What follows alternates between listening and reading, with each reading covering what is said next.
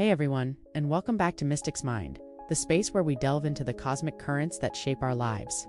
Today, we're talking about a topic that I get asked about more than almost any other: spirit guides.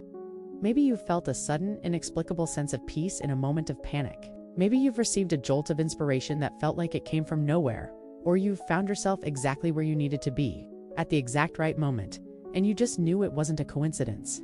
That feeling, that sense of being watched over, of being subtly nudged and supported, is what we're here to talk about. Before we dive into the stars, if you're finding these insights helpful, please hit that like and subscribe button. It helps this energy reach more people who need it. And as we begin this journey, drop a comment below and tell me a question you're asking the universe right now. Alright, find a comfortable spot and let's align our energy with the cosmos. The first, most fundamental insight you need to grasp is this: you are not alone on your path, and your spirit guides are a loving, benevolent part of your spiritual support team. The idea of a spirit guide can sound a little out there, almost like something you'd see in a movie. But really, it's a simple, universal truth. Spirit guides are non-physical beings, entities of pure energy and consciousness who have made a commitment to support you on your unique life journey. Think of them as your personal celestial cheerleaders, mentors, and guardians. They exist in a higher vibrational frequency than we do, and their purpose is not to live your life for you, but to provide gentle nudges, wisdom, and protection as you navigate the lessons you came here to learn. The most common misconception is that a spirit guide is some all-knowing, stern figure who's going to tell you exactly what to do. That's not their role. Their role is to help you remember your own inner wisdom and to remind you of the powerful divine being that you already are. They communicate through intuition, feelings, synchronicities, and symbols, never through a voice that commands or judges. They respect your free will above all else. Let's ground this with a real-world example. Imagine you're standing at a crossroads in your career. You've been offered two very different jobs. One is the safe choice, a stable, predictable path that promises security. The other is a riskier, more creative venture that excites your soul but terrifies your ego. You spend weeks weighing the pros and cons, feeling completely stuck. You've made lists, you've talked to everyone you know, but you're still frozen with indecision. One day, you decide to step away from all the noise. You go for a walk in a park you've never been to before. As you're walking, you notice a quote from a famous artist carved into a bench. It reads, "The only true wisdom is in knowing you know nothing." It's an odd quote, and it makes you pause. You continue your walk, and a few minutes later, a stranger walking a dog smiles at you and says, "Follow your heart, not the money." It feels so random, but the words resonate deep within you. Later that evening, you're scrolling through social media, and an article pops up about taking creative leaps, and the first line is, "Sometimes the universe just needs you to get out of your own way." That series of seemingly unrelated events, the quote, the stranger's words, the article that's a subtle, beautiful example of your guides at work, they aren't going to tell you which job to take, but they are absolutely going to flood you with signs and affirmations that point you in the direction of your highest good. They are lovingly encouraging you to trust yourself and the path that feels most aligned with your spirit. They are saying, yes, this way, we've got your back. So, as we begin this journey together, I want you to sit with this thought. What if every moment of inspiration, every feeling of calm, and every happy coincidence was simply a loving whisper from your guides? What if you are already connected, and the only thing left to do is to consciously recognize and deepen that relationship? This is not about trying to find something you don't have, but rather about simply opening your eyes to the constant, gentle support that has been with you all along. Building on that foundational understanding, let's explore the beautiful diversity of your spiritual support team. Just as you have different friends for different aspects of your life, one for laughter, one for serious advice, another for a shared hobby, you also have a variety of spirit guides, each with a unique purpose and energy. Recognizing the many faces of your guides is the next step to deepening your connection because it allows you to understand the specific type of support you're receiving at any given moment. You'll find that some guides are with you for your entire life, while others may enter your sphere for a specific period to assist with a particular challenge or lesson. This dynamic, evolving team is always working in concert for your highest good. The main insight to take away is this: spirit guides come in many forms, and your ability to connect with them expands when you open yourself to their unique archetypes. The common categories include ancestors, who are the wise, loving souls of your bloodline. They carry the lessons, strengths, and even the unresolved patterns of your family, and their guidance often feels deeply personal and rooted. Then there are ascended masters, powerful beings who once lived on Earth and mastered their life lessons. Like Kuan Yin, Buddha, or Jesus, their energy is expansive, and they work with humanity on a global scale. They can offer profound wisdom and healing, You also have guardian angels whose sole purpose is to protect, love, and guide you unconditionally. Their presence is often felt as a gentle, unwavering sense of peace and safety. A different type of guide is an animal totem, which is an animal spirit that embodies specific strengths or lessons you need to learn. For example, a bear might appear when you need to find strength and courage, or a fox when you need to be more clever and strategic. And finally, there are elemental or nature guides, who are connected to the earth, air, water, and fire, and can help you ground your energy and connect with the planet's wisdom. Let's use a tangible example to make this more relatable. Imagine you're struggling with a recurring pattern in your relationships. You've tried everything, but the same issues keep surfacing. You decide to meditate, specifically asking for guidance on this pattern. In your mind's eye, you see an old woman with kind eyes sitting by a hearth. She doesn't speak, but she hands you a blanket woven with threads you recognize from old family stories. As you sit with the image, you feel a deep, ancestral healing. You realize you are carrying an unhealed pattern from your lineage, and this guide and ancestor has come to help you finally break the cycle. Later in the same week, you feel drawn to a forest trail. As you're walking, a hawk circles high above you. The sight fills you with a powerful sense of clarity and a bird's-eye view of your situation. You feel a surge of confidence, realizing you have the strength to rise above the drama and see the bigger picture. In this scenario, you were working with two different guides: ancestral guide for deep, personal healing, and an animal totem guide for perspective and empowerment. They weren't in competition, they were simply different members of your team, each stepping forward with the exact medicine you needed at that moment. The old woman's energy felt quiet and deeply personal, while the hawk's was expansive and empowering. As you begin to connect with your guides, you don't need to know which is which right away. What's most important is to simply be open to the different ways they show up. When you feel a certain energy, a sense of ancient wisdom, a profound love, or a playful nudge, don't try to label it instantly. Instead, simply acknowledge it and thank your guide for the communication. The more you do this, the more distinct and clear their individual energies will become. So here's a question for you to consider. What if the recurring presence of a certain animal in your life, or a sudden and powerful feeling of calm, or a fascination with a historical or mythological figure isn't random at all, but is actually a glimpse into the unique souls who make up your personal spirit team? With a better understanding of the diverse energies that surround you, the next crucial step is learning how to hear them. This brings us to the most important tool you have for communication: your intuition. Think of your intuition as your spirit guide's primary language. It's the subtle, undeniable knowing that bypasses logic and analysis, and it's always available to you. The key is not to try and force this communication, but to learn to recognize it for what it is. It's the quiet hum beneath the noisy chatter of your mind. The main insight here is that your intuition is a direct line to your guide's wisdom, and learning to distinguish it from your ego's voice is the foundational skill for connection. Your ego speaks the language of fear, doubt, and judgment. It's the part of you that says, "You can't do that," or "What will people think?" It's loud, often critical, and it's designed to keep you safe and comfortable, even if that means keeping you small. Your intuition, on the other hand, speaks the language of love, trust, and gentle knowing. It's the subtle pull toward a new direction, the sudden feeling of peace, or the quiet confidence that says, "This feels right." It doesn't need to justify itself, and it doesn't shout. It simply knows. The more you practice discerning these two voices, the more you will realize that your guides are always speaking. Let's imagine you're faced with a big decision, like moving to a new city for a job. Your ego immediately starts screaming all the reasons you should go. It's too far away from your family. What if you fail? You'll be all alone. It's a torrent of anxious, fear-based thoughts. Now, listen carefully for your intuition. It might feel like a quiet, calm wave of excitement that washes over you when you imagine the new city. It might be a persistent image of yourself happy and thriving there. It could even be a physical sensation, a feeling of expansion in your chest, a lightness in your stomach, or a general sense of rightness when you think about taking the leap. The ego's voice is about scarcity and what you have to lose, while your intuition is always about expansion and what you have to gain. The ego is the noise. The intuition is the signal. Your guides will never use fear to communicate with you. They will never say you must do this or else. Their messages are always delivered with love and respect for your free will. So, when you're trying to figure out if a thought is from your guides or your ego, ask yourself this simple question: does this thought feel expansive and loving, or does it feel contractive and fear-based? Does it make you want to open up and grow, or does it make you want to shrink and hide? This simple inquiry will serve as a powerful compass, helping you to navigate the inner landscape and trust the wisdom that comes from your spirit team. As you go about your day-to-day, pay attention to the little moments where you feel that quiet tug of intuition. Maybe it's a sudden urge to call a friend, or a feeling that you should take a different route home. The more you acknowledge these small moments of intuitive guidance, the louder and clearer the channel of communication will become. It's like exercising a muscle. The more you use it, the stronger it gets. And with every small act of trusting your inner knowing, you are also trusting the loving support of your spirit guides. Here's a thought-provoking question for your reflection. What is one small, quiet knowing you have felt recently that you chose to ignore, and what would have happened if you had trusted it?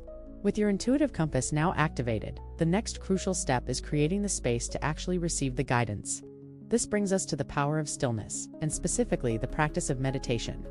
In our loud, busy world, we're constantly bombarded with information, demands, and distractions. It's no wonder we often can't hear the subtle whispers of our guides. Meditation isn't about emptying your mind completely or reaching a state of pure enlightenment in one sitting. It's simply about quieting the external noise so you can tune into your inner world. The main insight here is that meditation is a direct, intentional way to open a clear channel of communication with your spirit guides. It's the difference between trying to have a conversation in a crowded coffee shop and sitting down in a quiet, peaceful room. When you meditate, you are sending a clear signal to your guides that you are ready and receptive. You are saying, "I'm listening now. Please come through." This practice helps you bypass the constant chatter of your conscious mind and allows you to enter a state where the intuitive, feeling-based language of your guides can be understood. It's a powerful tool for grounding your energy and raising your vibration, making it easier for your guides to meet you where you are. Let's use a very simple and relatable example. Imagine you've been feeling overwhelmed and stressed. Your mind is racing and you feel a general sense of unease. You decide to dedicate just 10 minutes to quiet reflection. You sit in a comfortable chair, close your eyes, and focus on your breath. At first, your mind is all over the place. You're thinking about your to-do list, what you'll eat for dinner, and a conversation you had earlier. But you gently, non-judgmentally bring your attention back to your breath. After a few minutes, the thoughts start to slow down. The noise subsides and you enter a state of calm. In this moment of peace, you might suddenly get a clear, loving image of an old friend you haven't spoken to in years, accompanied by the feeling that you should reach out to them. Or you might get a sense of peace about a problem that has been causing you anxiety, as if a weight has been lifted from your shoulders. This isn't your mind talking. It's your guides coming through in the stillness. That message to reach out to a friend is a nudge toward connection and support. And that sudden sense of peace is a loving reminder that everything will be okay. The clarity you experience in that quiet space is the guidance itself. The key is to release the pressure of doing it right. There is no right or wrong way to meditate. The intention is what matters. You don't have to sit for an hour or clear your mind of every single thought. Just a few minutes of conscious breathing with the intention of creating a receptive space is enough. You can start by simply sitting quietly for 5 minutes. Set an intention, something like, "I am open to receiving guidance for my highest good." Then, just breathe. If your mind wanders and it will just gently bring it back, don't get frustrated. That's the practice. You will be amazed at what comes through when you give yourself this simple gift of stillness. So here is a question for your self-reflection. When was the last time you gave yourself a gift of quiet? Uninterrupted time with no agenda other than to just be. And what did you feel or receive in that space? Now that you have your intuitive compass and have created space through stillness, you'll begin to notice the language your guides use in the external world. This brings us to a beautiful and exciting part of the journey. Recognizing signs and synchronicities. Asynchronicity is a meaningful coincidence and event that feels so perfectly timed and aligned that you know it can be random. These are not just lucky breaks. They are deliberate, loving messages from your spirit guides, confirming that you're on the right track or gently nudging you toward a new direction. The core insight here is that your guides use signs and synchronicities as a form of nonverbal confirmation and guidance, and learning to pay attention to them is a powerful way to strengthen your connection. They can take many forms: seeing a recurring number sequence like 111 or 777, hearing the same song on the radio multiple times in one day, having a book fall off a shelf with the exact message you needed to read, or even just noticing a license plate with a word that perfectly answers a question you were just asking. These moments are your guides, winking at you, saying, "We hear you, we see you, and we're right here." They are designed to grab your attention and build your trust in the unseen world. Let's look at a practical example. Imagine you've been considering leaving a job that no longer serves you, but you're terrified of the financial uncertainty. You've been asking your guides for a sign that you're on the right path, as you're having a particularly anxious moment. A car drives by with a license plate that says GO for IT. Later that day, you hear a podcast where the guest talks about the immense freedom that came from leaving their unfulfilling job, and you feel a profound sense of peace as they speak. The next morning, you find a small, forgotten fortune cookie in your drawer, and the message inside reads, "The only thing standing between you and your dreams is you.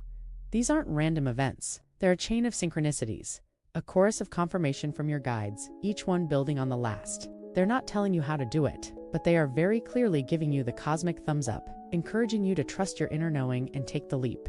The synchronicity doesn't solve the problem for you, but it provides the gentle, loving reassurance you needed to find the courage to solve it yourself. The key to noticing these signs is to release the need for them to be big and dramatic. A sign can be as subtle as feeling a sudden gust of wind in a closed room or seeing a single feather on the sidewalk. What makes it a sign isn't the event itself, but the intuitive feeling that comes with it. That feeling of recognition, of, oh, that's for me, is the message. Your guides know what will get your attention.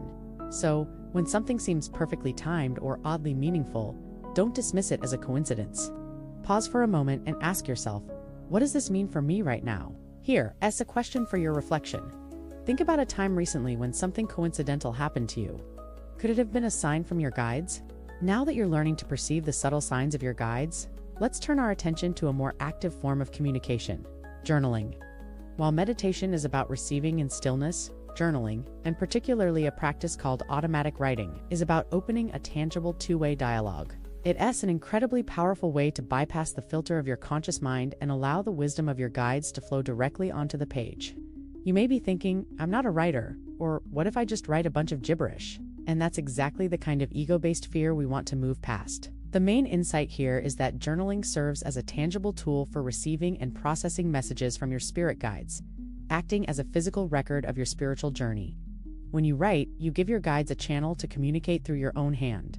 This isn't about being a flawless scribe, it's about a raw, unfiltered stream of consciousness. You're simply opening a portal and allowing whatever comes through to be recorded.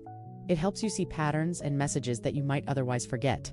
It's also a powerful way to work through a problem, as you can literally write out a question and then record the intuitive answers that come to you. For a practical example, let's say you're feeling a deep sense of creative block. You've been trying to force an idea, but nothing is working. You feel stuck. You decide to try a journaling session specifically for this issue. You sit with your journal and write down your question. My guides, why do I feel so creatively blocked? And how can I move forward? Then, you take a deep breath, release the pressure to get it right, and just start writing whatever comes to mind without judgment. Your hand might start to move and you might write phrases you don't consciously think of, like, stop trying so hard. The river only flows when you let go, or the block isn't a wall, it's a seed that needs stillness to germinate. You may find that you begin to write about a past memory or an unresolved emotion that is truly at the root of your creative block. This isn't your logical mind at work. This is your guides using your hand and your words to give you the exact insight you needed. The words on the page are the proof of their presence and the clarity you needed to move forward. The beauty of this practice is that it bypasses the inner critic. When you set the intention to let your guides write through you, you are giving yourself permission to just let the words flow. It may feel clunky at first. You might write a few sentences and then feel like you're making it all up. That's okay. The key is to keep going. Just say to yourself, this is not me. This is my guides, and let the words spill onto the page.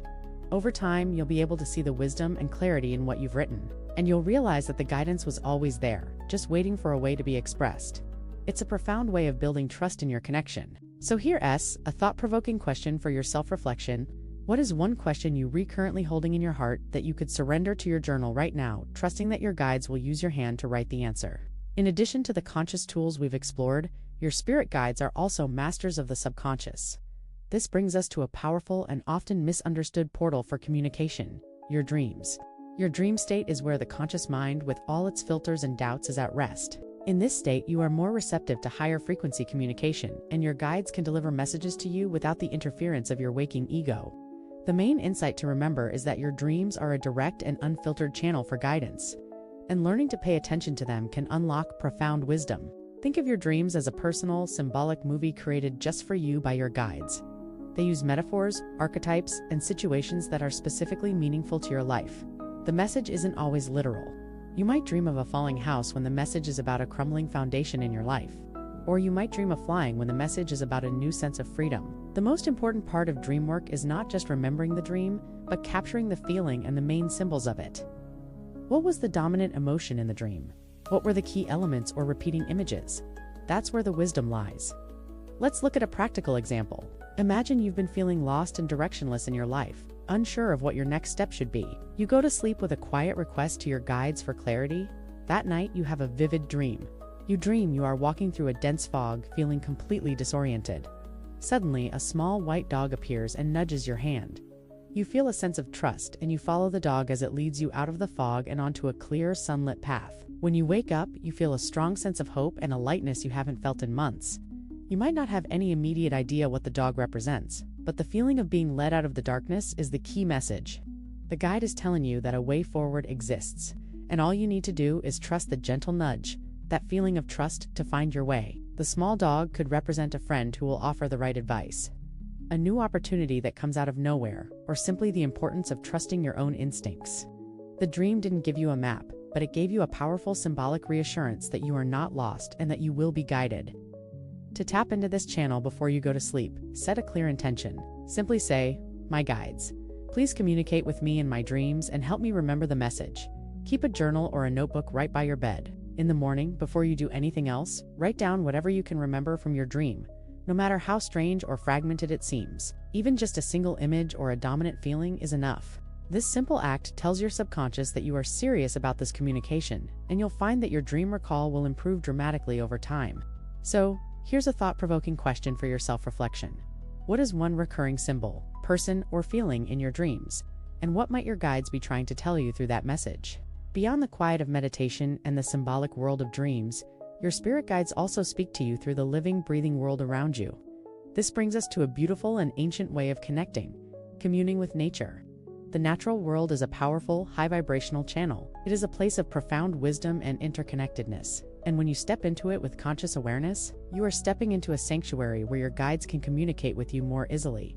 The main insight to hold is that connecting with nature allows you to attune to a purer, more grounded energy, making it easier for your guides and nature spirits to offer you guidance and healing. Think about it. A forest isn't worried about its to-do list. A river isn't stressed about its future. They simply are. When you immerse yourself in that energy, you quiet the frantic pace of your human world and align with the timeless rhythm of the universe. This alignment makes you more receptive to the subtle messages that are always flowing. You don't have to go on a week-long hiking trip. A simple walk in a local park or even sitting by a single tree in your backyard can be enough.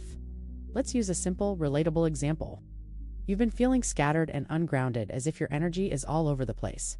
You decide to go for a walk. As you walk, you consciously leave your phone in your pocket and just pay attention. You notice the strength and resilience of an old oak tree, and you feel a sudden, quiet sense of stability. You see a spider weaving an intricate web and get a powerful feeling that you are also weaving your own intricate, beautiful future, even if it feels complicated right now. Then, you see a small, persistent flower pushing through a crack in the pavement. In that moment, you get a flash of inspiration deep, knowing that you too have the power to grow and thrive even in the toughest circumstances. The oak tree wasn't just a tree, it was a guide showing you grounded strength. The spider was a guide showing you creative mastery, and the flower was a guide showing you resilience. These weren't random sightings. They were messages perfectly placed on your path, speaking directly to the feelings of instability, complexity, and lack of strength you were experiencing. They were showing you that the very qualities you were seeking were reflected in the world around you. The key to this practice is to move beyond just seeing nature and to start feeling it. When you touch the bark of a tree, feel its ancient wisdom. When you feel the wind on your skin, feel the energy of change.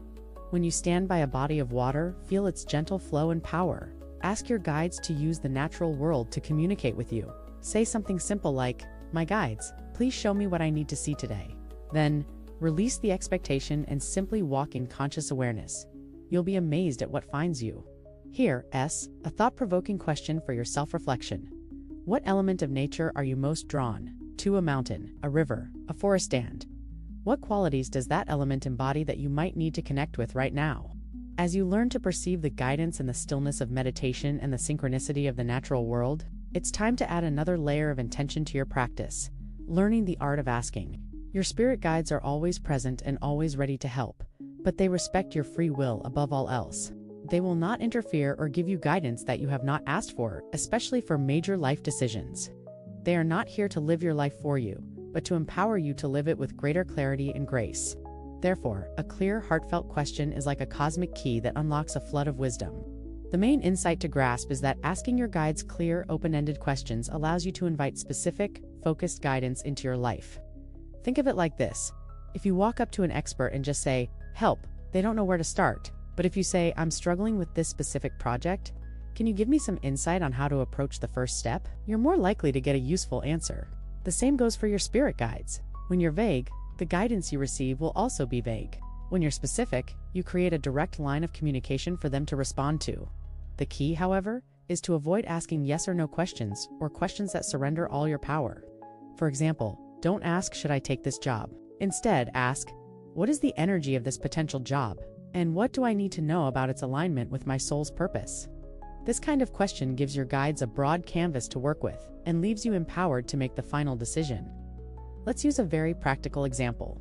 Imagine you are feeling stuck in your creative work. You've been trying to write a book, but you can't get past the first chapter. You could just sit and wait for inspiration to strike, but a more direct approach is to ask. You go into your meditation or journaling session and say, "My guides, please give me insight on the core message of this book.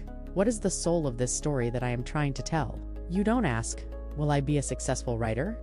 Instead, you go straight to the heart of the matter. You might then feel a strong intuitive pull to reread a book you loved as a child, and within its pages you find a forgotten theme that resonates deeply and unlocks the whole story for you. Or you might get a sudden vivid image of a character you hadn't yet considered, and you realize they are the key to the entire narrative. The guidance wasn't a magic answer to all your problems. It was a loving, focused response to your specific, intentional question. It empowered you to do the work yourself, but it gave you the exact starting point you needed. The act of asking is also a powerful way of building faith and trust. It requires you to believe that there is a loving intelligence ready and willing to assist you. When you ask with a truly open heart and then release the outcome, you create the perfect conditions for a miracle to occur. You are saying, "I trust you to show me what I need to see," and that act of surrender is a profound spiritual practice in itself. So, start small. Instead of a major life question, try asking a question about a small, everyday decision, and see what signs or intuitions come through. So, here, a thought-provoking question for your self-reflection. What is one area of your life where you feel stuck? And what is one clear, open-ended question you can ask your guides about it? As you've begun to ask clear questions and receive subtle guidance, you'll start to notice that your guides don't always use words. In fact, their primary language is often symbolic. To deepen your connection, you must become a student of symbolism, understanding that a feather, a coin, or a specific animal isn't just a random occurrence. It's a piece of a larger message that is uniquely meaningful to you. The core insight here is that your spirit guides communicate through a symbolic language, and building your own personal glossary of these symbols is key to deciphering their messages. What is a symbol? It's something that stands for something else. Your guides will use universal symbols, like a lion for courage or an owl for wisdom, but they will also use personal symbols. A song that was playing during a pivotal moment of your childhood could become a sign that you are on the right track. A type of flower that your grandmother loved could be a sign that her loving, protective energy is with you. The meaning isn't universal. It is deeply personal and intuitive. The key is to notice what you notice and pay attention to what resonates with you. Let's use a tangible example to illustrate this. Imagine you're on a quest to heal a deep-seated fear of public speaking. You've been working on it for weeks, and you ask your guides for a sign of encouragement. A few days later, you're at a thrift store and you see a small ceramic turtle on a shelf. You feel a strange, powerful pull to it. You don't know why, but you buy it. You place it on your desk at home. The next morning, as you're journaling, a thought pops into your head. The turtle carries its home on its back. Suddenly, it clicks. The turtle isn't just an animal, it's a symbol of carrying your essence with you wherever you go. The guides aren't saying you won't be nervous, but they are reminding you that you have all the protection and wisdom you need within you. A few days after that, you're working on a presentation and you see a dove land on your windowsill. The dove is a universal symbol of peace. The message here is, be at peace with this process. Your guides are using these different symbols, a turtle and a dove, to build a comprehensive message of protection and peace around the very thing that terrifies you. They retelling you that you are safe and that you can find peace even in the most challenging situations. The work is to start paying attention and to trust that these symbols are for you. When you see something that feels like a sign, don't just dismiss it. Write it down in your journal. Write down the symbol and then write down what was happening or what you were thinking about when you saw it. Over time, you'll start to see a pattern. You'll begin to build your own symbolic dictionary, and you will find that the universe is constantly, beautifully speaking to you in a language you instinctively understand. The more you acknowledge and decode these messages, the more they will flow. Here's a thought-provoking question for your self-reflection. What is one symbol, animal, or object that you have been drawn to recently? And what might its universal or personal meaning be for you? As you continue to walk this path, building trust in your intuition and learning the language of your guides, you will inevitably face a major hurdle. The voice of doubt. This is not a failure on your part. It is a natural and very human part of the process. You may have a profound, clear moment of guidance, a vivid dream, a powerful synchronicity, or a deep intuitive knowing, and then, a few hours later, your mind comes in with a torrent of what if, double quotes thoughts. What if I'm just making this all up? What if I'm crazy? This seems too easy. It can't be real. This self-doubt is the ego's last-ditch effort to keep you in a familiar, if unfulfilling space. The main insight to remember is that navigating and overcoming self-doubt is a vital part of building an unshakable connection with your guides. Doubt is a form of fear, and your guides only communicate through love. So, when doubt appears, it is not a sign that you are on the wrong path, but rather an invitation to deepen your trust. It's an opportunity to consciously choose faith over fear. Your guides will never abandon you or give up on you when you doubt them. In fact, they will likely send you another, even clearer sign to reassure you. The key is to acknowledge the doubt without letting it control you. You can say to yourself, "I hear you, little ego, and I understand your fear, but I am choosing to trust my intuition." For a practical example, imagine you've been meditating and you get a clear, powerful message to quit your job and start the creative business you've been dreaming of. It feels so right, so aligned. You write a heartfelt resignation letter in your mind. You feel excited and free. The next morning you wake up and the fear hits you like a tidal wave. You start to think of all the reasons this is a terrible idea. The economy, your lack of savings, what your family will say. Your mind creates 100 scary scenarios. This is where you can use the tools we've discussed. Instead of letting the fear take over, you go back to your journal. You write down the fear, you acknowledge it. Then you write down the initial loving feeling from your meditation. You remind yourself of that feeling of peace and clarity. You can even ask your guides for a sign of reassurance. You might then find a small, forgotten message in an old wallet that reads, "Leap," and the net will appear. That is your guides, lovingly and patiently, reminding you of the initial message and holding space for your doubt. They aren't going to yell at you to get over it. They are simply there to remind you of your own truth. The truth is that you can't get this wrong. There is no final exam for connecting with your guides. You can't fail. Every moment of doubt is just a moment of choosing to trust or not. Every time you choose to trust your intuition, even in the smallest way, you are building an unshakable foundation of faith. You will find that over time, the voice of doubt will get quieter, and the voice of your intuition will become your natural go-to compass. So here, a thought-provoking question for your self-reflection.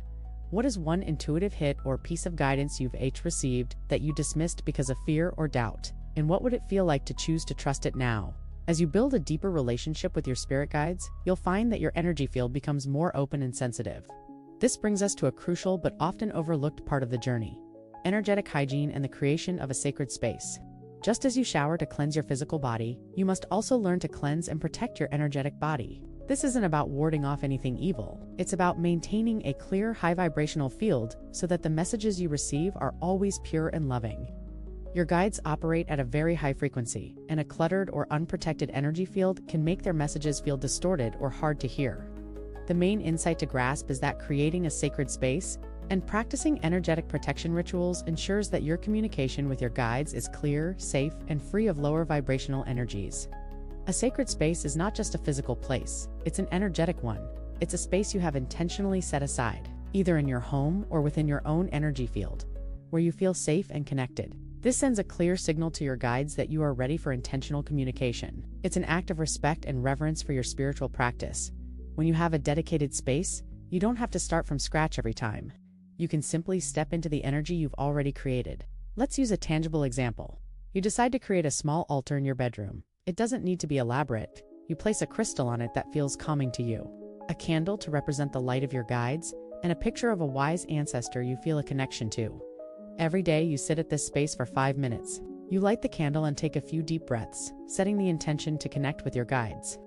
This simple, consistent ritual does two things. It grounds you, and it tells the universe that you are actively engaging with your spiritual support team. When you do this, you might notice that your meditations feel deeper, your intuitive nudges are clearer, and you feel more protected throughout the day.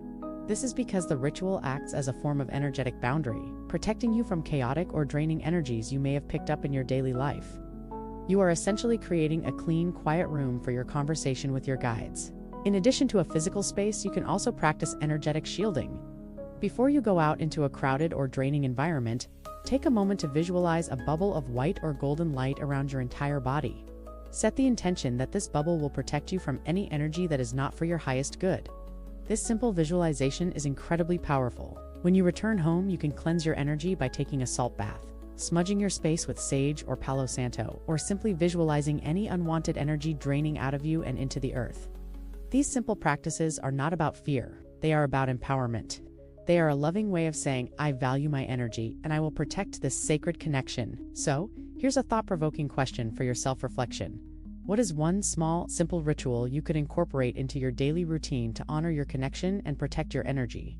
Building on the concept of a sacred space and energetic hygiene, let us turn our attention to one of the most powerful and personal types of spirit guides, your ancestors. While some guides are non-physical beings who have never lived a human life, your ancestors are the loving souls who have walked a similar path to you. They are literally the foundation of your existence. Your DNA carries not only their physical traits but also their wisdom, strengths, and even their unhealed wounds.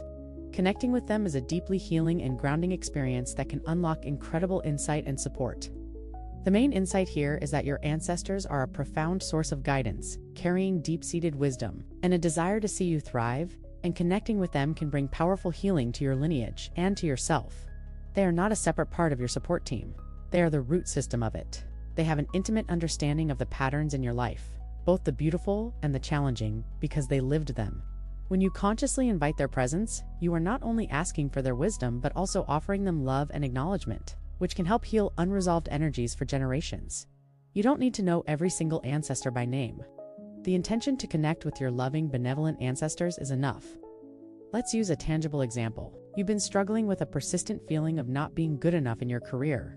It feels like an irrational fear, as you're talented and hardworking, but the feeling persists.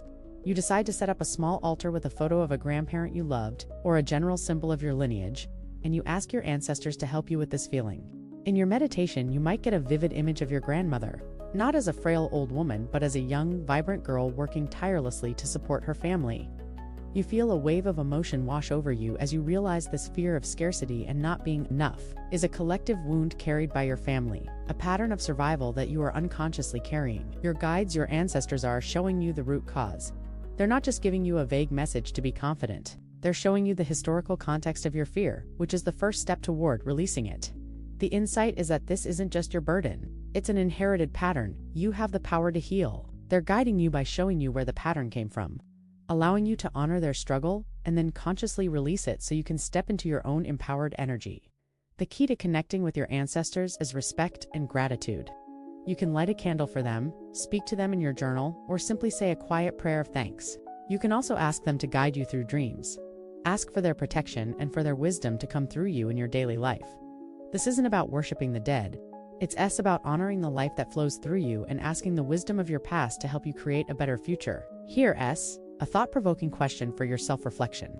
What is one quality, positive, or challenging that you feel you inherited from your family lineage? And how could consciously connecting with your ancestors help you either amplify or heal that quality? As you continue to walk with your guides, you will find that not all of the guidance you receive is a gentle pat on the back. Sometimes, the messages are challenging. They might encourage you to let go of a comfortable but unfulfilling relationship, to stand up for yourself in a difficult situation, or to face a shadow part of yourself that you have been avoiding. This kind of guidance can be uncomfortable, and your immediate reaction may be to resist it. You may think, this can't be from my guides. They are supposed to be loving and supportive, but remember, true love is not always comfortable. True love is what supports your growth and evolution even when it's hard. The main insight to hold is that your guide's wisdom is always for your highest good, and sometimes that means they will lovingly push you out of your comfort zone. Their goal is not to keep you safe and small. It is to help you expand and fulfill your potential. They see the magnificent being you are meant to be, and they will lovingly and persistently nudge you toward that path, even if it feels scary. The message might not be what your ego wants to hear, but it will always be what your soul needs to hear. The key is to learn to discern a challenging message from one that is fear-based or manipulative. The difference is in the feeling. A challenging message from your guides, while uncomfortable, will feel expansive and empowering. It will resonate with a deep sense of rightness, even if it's scary. A negative, low-vibrational message will always feel contractive and fearful, pushing you into a place of scarcity and judgment. Let's use a very real-world example. Imagine you have a long-standing friendship that has become draining and codependent. You know, deep down, that the relationship no longer serves you, but the thought of ending it fills you with immense guilt and fear of being alone. You ask your guides for clarity. In a meditation, you might receive a vivid image of yourself walking away from a heavy chain that is wrapped around your ankle, and as you walk, you feel an incredible sense of lightness. Your guide might show you a visual of a beautiful, vibrant garden waiting for you once you step out of the overgrown, shadowy path you're on. The message isn't, "You're a bad friend. You must leave this person now." The message is, "Your freedom and growth are calling to you. This is what's waiting for you on the other side of this difficult decision." The guidance is not judgmental. It is an invitation. It's showing you the beautiful truth of what is waiting for you, which makes the difficult choice feel more like a courageous step toward your own happiness. The next time you receive a piece of guidance that feels difficult, instead of resisting it, pause and ask yourself, does this message empower me or disempower me? Does it lead me toward a more loving, expansive future, even if the path is challenging? You will find that the answer is always rooted in love. Your guides are your fiercest champions, and they will never ask you to do anything that is not ultimately for your joy and freedom. They simply see a bigger picture than you can from your current vantage point, and they are lovingly showing you the way. Here's a thought-provoking question for your self-reflection. What is one area of your life where you feel a resistance or a fear of letting go?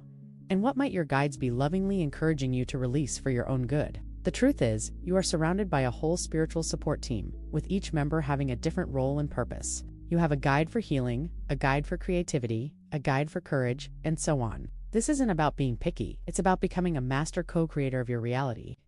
The main insight to grasp is that you have a diverse team of guides, each with a specific area of expertise. Think about your life as a series of different projects. When you're working on a creative project, you can ask your creative guide to come forward. When you're dealing with a difficult emotional situation, you can ask your healing guide to lend their support. It shows them that you are ready for a more sophisticated, nuanced level of partnership. Let's use a tangible example to illustrate this. Imagine you are working on a massive work project that requires innovative thinking. You've hit a wall and can't find a new way to approach it. In your meditation, you can specifically ask your creative guide to step forward. You might say something like, "My creative guide, I am open to new ideas and inspiration. Please show me a new perspective on this project." You might then feel a light, playful energy, and you'll find that new ideas and connections start to flow to you effortlessly. You can then go into a quiet space and say, "My healing guide, I need comfort and support. Please help me process this grief and send me a feeling of peace." You might then feel a profound, gentle, and calming presence surround you. You might get a message in your heart to go outside. In both these scenarios, you were working with two different members of your spiritual support team. The energy of the creative guide felt expansive and a bit scattered, sparking new ideas, while the energy of the healing guide felt solid and deeply comforting. You called on the exact energy you needed, and they responded beautifully. The more you practice this, the more you will get to know the unique feeling of each of your guides. You can even give them a name if it helps you connect with them on a more personal level.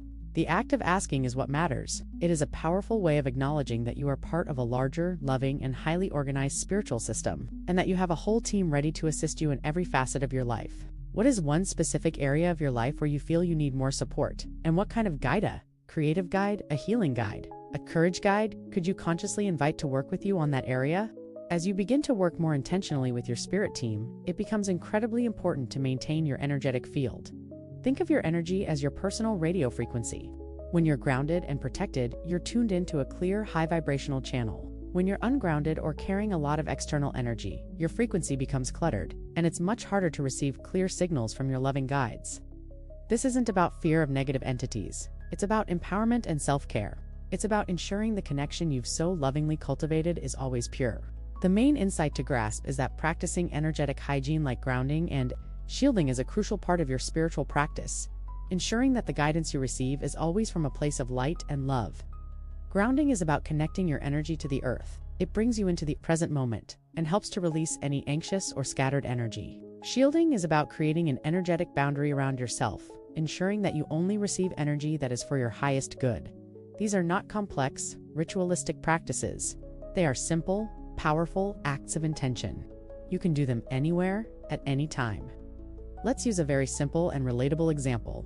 You've had a particularly difficult day at work, filled with stressful meetings and draining conversations. You feel agitated and exhausted. You know you want to connect with your guides for clarity, but your energy feels too chaotic. Before you try to meditate or journal, you can take a moment to ground yourself. You stand barefoot on the grass, or even just on the floor. You close your eyes and visualize roots growing from the soles of your feet, deep into the core of the earth. You imagine all the stress and chaotic energy from your day flowing down these roots and being absorbed and neutralized by the earth. You then visualize pure, calming, and grounding energy from the earth flowing back up into you. This simple exercise calms your nervous system and clears your energetic field. Once you feel more grounded, you can then proceed with your spiritual practice, and you'll find the messages you receive are clearer and more loving. Another simple tool is energetic shielding. Before you enter a crowded place like a grocery store or a social gathering, take a moment to visualize a bubble of golden light around your entire body. Set the intention that only positive, loving energy can enter this bubble, and all other energy simply bounces off of it. This isn't about creating a wall between you and the world. It's about consciously managing your energy so that you don't absorb what isn't yours. This practice is incredibly helpful for empaths who tend to soak up the emotions and energy of others. After a long day, you can also cleanse your energy with a salt bath, or by simply taking a few deep breaths and visualizing any unwanted energy being released from your body and into the light. These simple acts of self-care are a way of saying to your guides, "I am ready and receptive, and I have created a clean channel for your wisdom to flow through." Here, essay, thought-provoking question for your self-reflection. When was the last time you felt ungrounded or energetically drained? And what is one simple grounding or shielding practice you could have used to help yourself in that moment? We've explored so many ways to connect with your guides, from stillness and journaling to nature and energetic hygiene. Now, let's turn our attention to one of the most ancient and profound tools for connection: sound. Your spirit guides exist at a higher frequency, and sound, whether through music, chanting, or pure tone, is a powerful bridge that can help you raise your own vibration to meet them. Sound bypasses the analytical mind and goes straight to your feeling body, making it a perfect conduit for a non-verbal, heart-centered connection. The main insight to grasp is that sound, rhythm, and vibration can be used as a powerful bridge to communicate with your spirit guides and to attune to their loving energy. Think of it like this: certain songs can instantly transport you back to a specific memory or evoke a powerful emotion. This is because sound holds vibration, and vibration is energy. Your guides can use specific sounds to get your attention, and you can use sound to call them in. This could be as simple as listening to a piece of music that makes you feel expansive and connected. Or it could be more intentional, like using a specific frequency or a sacred instrument like a singing bowl. The important thing is to pay attention to how a sound makes you feel. Does it make you feel more grounded, more joyful, more peaceful? That feeling is the key. Let's use a tangible example. You've been feeling anxious and disconnected, and you decide to put on some music. You might feel a strong, intuitive pull to a specific song you haven't heard in years. As you listen, the melody and the lyrics make you feel a deep sense of peace and a flood of nostalgic, happy memories. The song isn't just random, it's a message from your guides. It's their way of reminding you of the joy and resilience that has always been a part of you. The song is the vessel, and the feeling is the message. Your guides may also use sound to send you a more direct message. You might be in a state of quiet contemplation and you hear a distinct, beautiful chime in your inner ear. It feels like a moment of divine timing. That sound is a loving confirmation that your guides are with you and that you are on the right path. It is a sign that you are heard and seen. You can also actively use sound to connect with your guides. You can try listening to high vibrational music specifically designed for meditation and spiritual connection. Or, you can try chanting a simple mantra that resonates with you. You can even try using a singing bowl or a tuning fork. As the sound fills the room, you are literally changing the energetic atmosphere, making it more conducive to spiritual communication. The key is to do this with a clear intention. You can simply say, "I invite the loving energy of my guides to be with me now," and then allow the sound to be the bridge that connects you. The more you use sound intentionally, the more you will find that it becomes a powerful and beautiful part of your spiritual toolkit. So, here, a thought-provoking question for your self-reflection. What piece of music makes you feel most connected and expansive? And what do you think your guides might be trying to tell you through its vibration? As you've progressed on this journey, you've learned to ask questions, listen to your intuition, and recognize the language of your guides. Now, we arrive at a crucial and often challenging part of the process: surrendering the need for control. We are wired to want to know the how and the when of our lives. We want a clear, step-by-step roadmap to our goals. But your spirit guides don't operate on a linear timeline. They see the entire energetic tapestry of your life, and their guidance is always about alignment, not about rigid outcomes. Trying to force a specific result is like trying to push a river uphill. You can't. You have to learn to trust the flow. The main insight to grasp is that surrendering your need for control and trusting in divine timing is essential for allowing your guides' wisdom to unfold in your life. The guidance they give you is not a set of instructions. It is an invitation to co-create with the universe. Your part is to set the intention and take the inspired action that comes from your intuition. Their part is to organize the synchronicities, opportunities, and connections that you can't see from your vantage point.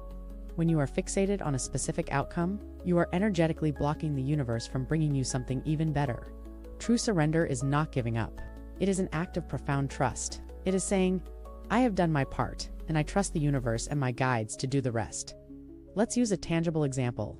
You have a dream of moving to a new city, and you've decided that a specific job at a specific company is the only way you'll get there. You spend months applying, but you get nothing but rejections. You feel frustrated and defeated. You go to your guides in a moment of despair and ask for a sign. You might get a strong intuitive hit to visit a completely different neighborhood in your current city. You have no idea why, but you trust it. As you're walking around, you find a small coffee shop with a help wanted sign. You go in and, just for fun, you start talking to the owner, who happens to be a friend of a real estate agent who specializes in the city you want to move to. The agent knows a person at a completely different company who is looking for someone with your exact skill set. Within a week, you have the job and the apartment, but it came from a completely unexpected direction. Had you been fixated on only that one specific company, you would have missed the dozens of subtle cues your guides were sending you. They didn't care about the company. They cared about your happiness in the new city. The guidance was about getting you to the right place, not about fulfilling your predetermined plan. The more you practice releasing control, the more you will find that the universe and your guides respond with breathtaking speed and accuracy. This doesn't mean you don't have goals or desires. It just means you hold them with an open hand, trusting that your guides will use their higher vantage point to guide you in the most beautiful and efficient way. The key is to release the how and focus on the what. What is the feeling you want to feel? What is the experience you want to have? Let them handle the rest. So here, a thought-provoking question for your self-reflection. What is one desire in your life that you've been trying to force into a specific outcome? And what would it feel like to completely surrender the how and trust your guides to handle the details? With the idea of surrendering control in mind, let us talk about a powerful tool that can help you bridge the gap between your desire for a clear roadmap and the subtle symbolic language of your guides. Oracle and tarot cards. These cards are not magical fortune-telling devices. They are powerful, visual tools for divination that can help you translate the intuitive guidance of your guides into clear, actionable messages. They provide a structure and a language that helps your conscious mind get on board with your intuitive knowing. The main insight here is that oracle and tarot cards are a beautiful, tangible way to receive specific, symbolic guidance from your guides, acting as a translator for their wisdom. When you pull a card, it's not random. You are energetically asking a question, and your guides are using the card to give you the exact message you need to see. Each card has a specific meaning, but its true power lies in the way it resonates with you and the unique question you are asking. The cards don't tell you the future. They illuminate your present situation and show you the highest path forward. They help you see what's happening in your energetic field, what's blocking you, and what strengths you can lean into. Let's use a tangible example. You've been working on a project for months and you feel stuck and disheartened. You've asked your guides for a sign, but you feel like you're not hearing anything. You decide to use an oracle deck.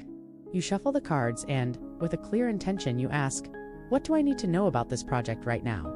You pull a card and it's called the Seed of Potential. As you look at the image, you see a small, glowing seed held in a pair of loving hands. The message on the card talks about trusting in the dormant potential and not giving up just before the sprout appears. It's a beautiful, direct message. It's telling you that your work is not in vain, that it's a seed that is still germinating beneath the surface, and that your job is not to force it to grow, but to continue to nurture it with faith. Had you just asked for a vague sign, you might have missed this incredibly specific, loving confirmation. The card gave you a symbol, a message, and a feeling of reassurance that you needed to continue. The key to working with cards is to treat them as a sacred conversation. Clear your energy, ground yourself, and hold your deck with respect. Ask your question out loud or in your heart, and then pull your card. Don't just read the provided meaning. Look at the image on the card and ask yourself, what does this image mean to me right now? What feelings, memories, or insights does it evoke? The true wisdom is not just on the card, it's in the way your intuition interacts with it. You'll find that the more you use your deck, the more you will understand its unique language, and the more direct your conversations with your guides will become. It's a beautiful and fun way to make your spiritual practice a tangible part of your daily life. Here, a thought-provoking question for your self-reflection.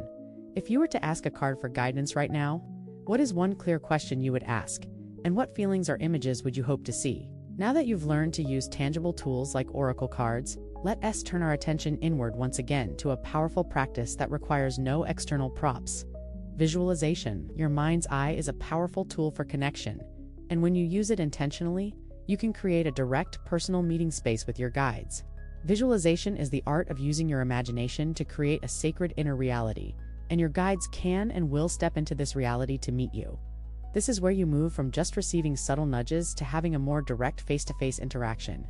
The main insight to grasp is that visualization is a powerful, active way to connect with and meet your guides, creating a safe, intentional space for communication within your own mind.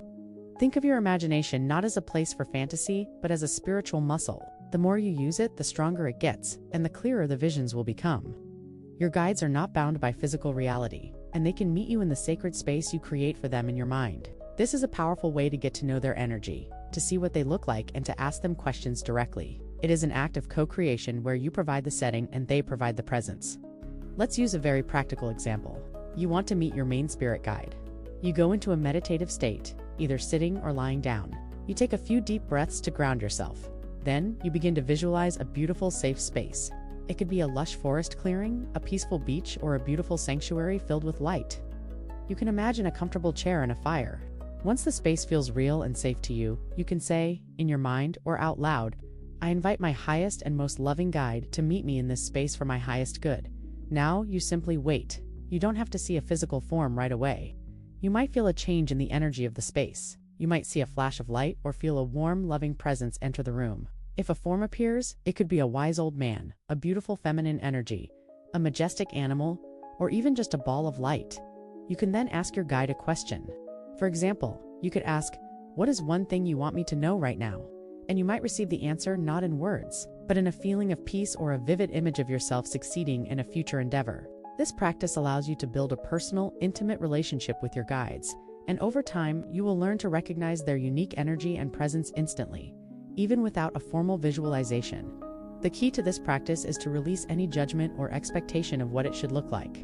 Your guides know what is best for you and will show up in a way that is most meaningful for you. If you don't see anything, don't worry. The intention is what matters.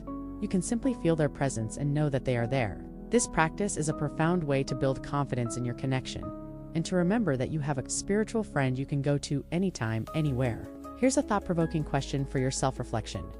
What is one beautiful, safe place you could visualize in your mind right now where you could invite your guides to meet you? Now, let us delve into a very practical application of your connection with your guides, using their wisdom for your health and healing.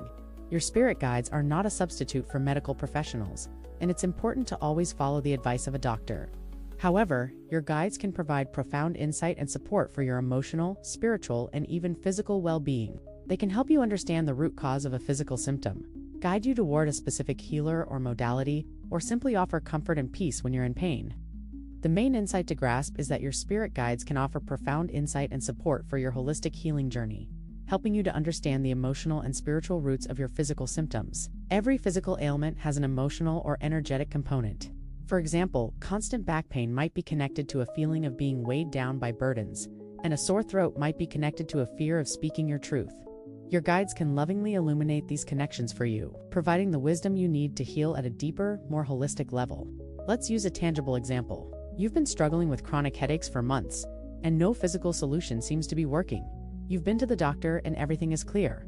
You decide to sit down with your guides and ask, "My guides, what is the emotional or energetic root of these headaches, and what do I need to do to heal?" In your quiet time, you might get a vivid image of your mind constantly racing, thinking and trying to control every possible outcome in your life.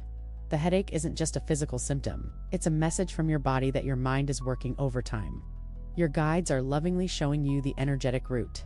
They might then give you an intuitive nudge to try a new practice, like sound baths or to go for more walks in nature, specifically to help quiet your mind. The guidance isn't a quick fix. It's a new, more aligned path to healing. It's an invitation to address the root cause, not just the symptom. You find that as you practice these new habits, your headaches begin to lessen. Your guides didn't heal you. They gave you the wisdom you needed to heal yourself. This is a beautiful example of how your guides support your journey without taking away your power. They respect your free will and your ability to be an active participant in your own healing. They will never tell you to stop taking your medication, but they will show you the deeper reasons behind your symptoms and lovingly guide you toward the tools and practices that will bring you back into balance. This kind of guidance is profound and empowering because it gives you a sense of agency over your own well-being. You are not a victim of your symptoms. You are a co-creator of your healing. Here, a thought-provoking question for your self-reflection. What is one physical symptom you have been struggling with, and what might your guides be trying to tell you through it? As you continue on this beautiful journey of connection, you'll find that one of the most powerful things you can do to strengthen your relationship with your guides is to express gratitude. We live in a world that often focuses on what we lack or what we still need to accomplish, but your spirit guides are constantly working on your behalf.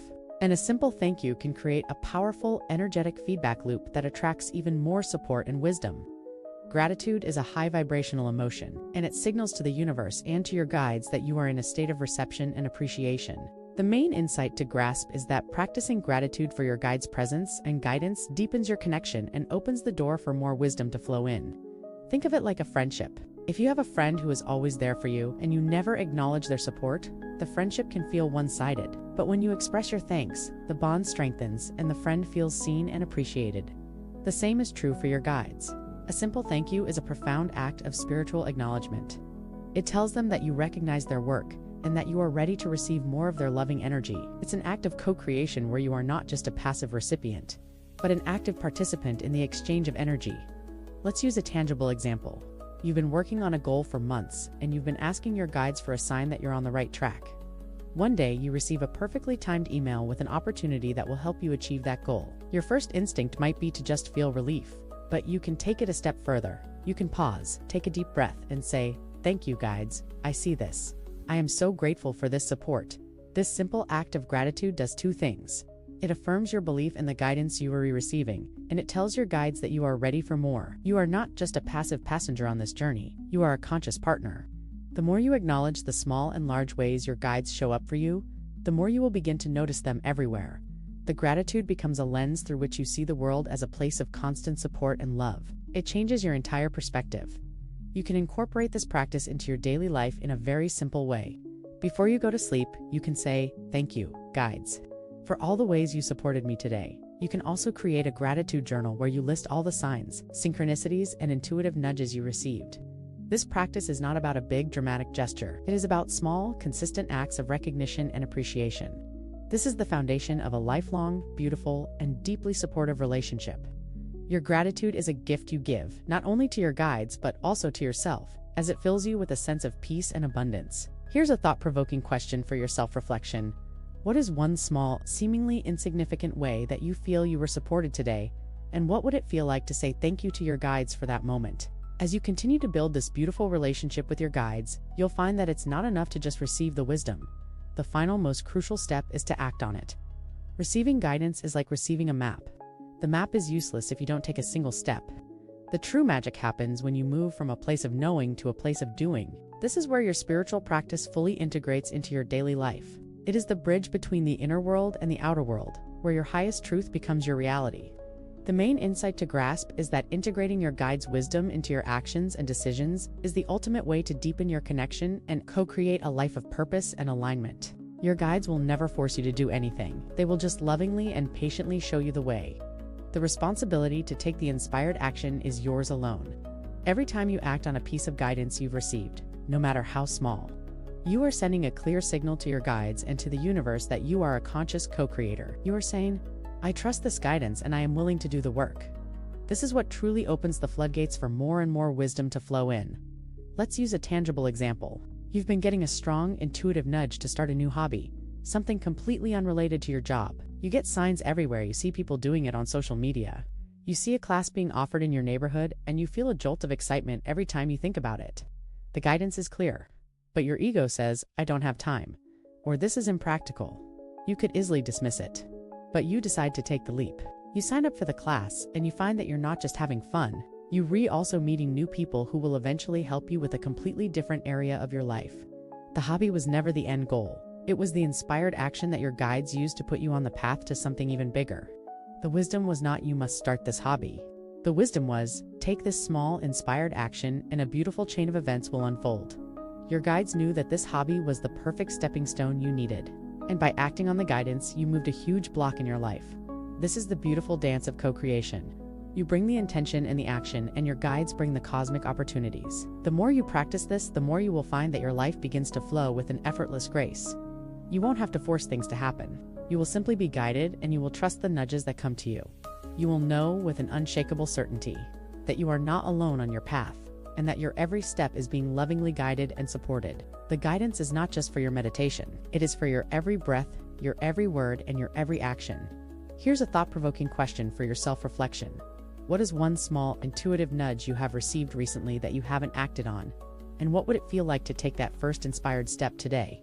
We've journeyed together from understanding the very nature of spirit guides to actively connecting with them through meditation, dreams, and signs. We've learned to listen to our intuition, navigate doubt, and even use tangible tools like cards to deepen our relationship. We've explored the importance of grounding, the power of sound, and the incredible wisdom of our ancestors. We've learned to surrender control and to act on the guidance we receive, transforming our spiritual practice from an abstract idea into a living, breathing reality. And now, we arrive at the final, beautiful understanding. This is not a destination. It is a lifelong, evolving relationship. The main insight to take away is that your connection with your spirit guides is an ongoing dialogue, a continuous journey of growth, trust, and co-creation. The more you practice, the more intuitive you will become. The more you listen, the clearer the messages will be. And the more you act on that guidance, the more your life will unfold with a sense of purpose and divine grace. This isn't a one-time thing. It's a beautiful, loving, and supportive partnership that you can lean into for every single challenge and every single triumph in your life. Your guides are always there, and they are always ready to assist you. All you have to do is be open and be willing to listen. Let's use one final example to bring it all together. You are on your life path and you feel a sense of purpose. You know you're on the right track. Not because you have a perfect plan, but because you've learned to listen to the nudges. You might find a small, unexpected job offer appears in your inbox. In the past, you would have overanalyzed it. But now, you take a moment of stillness, and you feel a familiar, loving sense of peace. You know, without a shadow of a doubt, that this is the next inspired step. You take the job, and it leads you to a person who will become a dear friend and a powerful collaborator. This isn't a coincidence. This is the beautiful, effortless flow of a life lived in partnership with your spiritual support team. You are no longer navigating the world alone. You are an active part of a beautiful, loving, and supportive cosmic dance. The guidance isn't just for the big moments. It is for the seemingly mundane moments, the ones that lead to the profound shifts. I want you to leave this episode with this thought. You have an entire spiritual support system that has been with you since the beginning. You are never alone. You are seen, you are heard, and you are loved beyond measure. The only thing standing between you and the full flood of their wisdom is your willingness to open the door.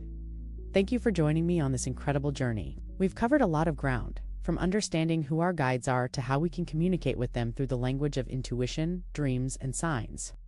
The most important lesson of all is that this is not about acquiring some new skill. It is about remembering a connection that has always been there, waiting for you. My final call to action for you is to simply choose one practice we discussed today: meditation, journaling, or just paying attention to signs, and commit to doing it for just 5 minutes a day this week. Don't worry about perfection. Just be consistent. Watch what happens. You'll be amazed at the subtle shifts. Trust that you have a loving team cheering you on every single step of the way. That's all for today. Keep trusting your intuition, and I'll see you in the next one.